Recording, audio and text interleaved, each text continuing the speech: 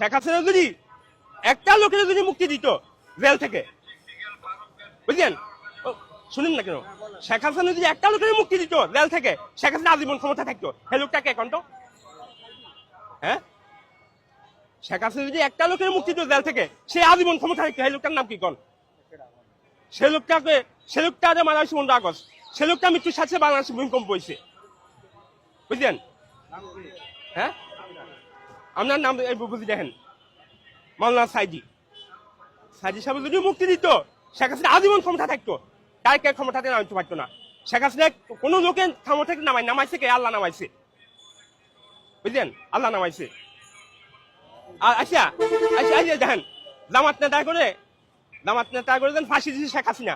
কার সমর্থনে ফাঁসি দিছে কোন? তো কার সমর্থন ফাঁসি দিছে কোন? আমি কব, এই যে ইনকিলাব সম্পাদক আছে না, ইনকিলাব সম্পাদক নাম কি কোন? তো এম এ বাহাউদ্দিন, তার সমর্থনে ফাঁসি দিছে, বুঝলেন? এই ইনকিলাব ফেভার, বুঝলেন? ইনকিলাব ফেভার যখন আওয়ামী লীগ ক্ষমতা থাকে, তখন আওয়ামী লীগের পক্ষে রাখে, বিএনপির বিপক্ষে রাখে। আবার বিএনপি যখন ক্ষমতা যায়, তখন বিএনপির পক্ষে রাখে, আওয়ামী লীগের বিপক্ষে রাখে, বুঝলেন? আওয়ামী লীগ যখন ক্ষমতা ছিল, ইনকিলাব ফেভার সাজি সাহেবের বিরুদ্ধে কি লিখছে জানেন? কি লিখছে কোন? তো এই যে ইমাম আবু হানিফা জেলখানায় তাকে বিষ খাইয়ে মারা হয়েছে, সাজি এখন জেলখানা আছে।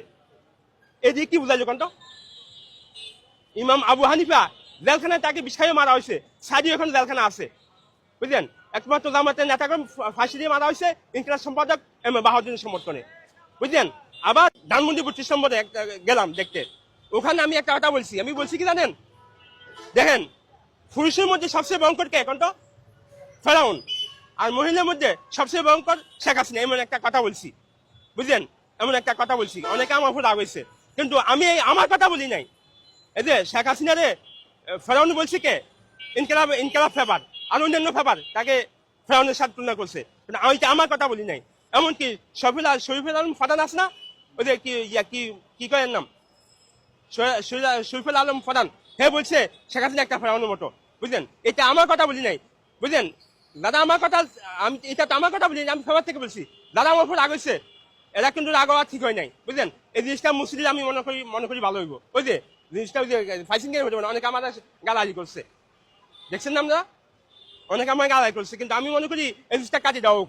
ওই যে আমি যে শেখ হাসিনা পুরুষের মধ্যে সবচেয়ে ভয় করলো ফেরাউন, আর মহিলার মধ্যে সবচেয়ে ভয় করলো ওই যে শেখ হাসিনা। আমার একটা কথা বলছিলাম, কিন্তু এটা আমার কথা বলি নাই। এটা বলছি আমি ইনকিলাব ফেভার পাইছি, অন্যান্য ফেভার পাইছি, এমন শরীফুল আলম ফাদান আছে না, ও পুরো একটা ফোকাস পাবো বলছিল।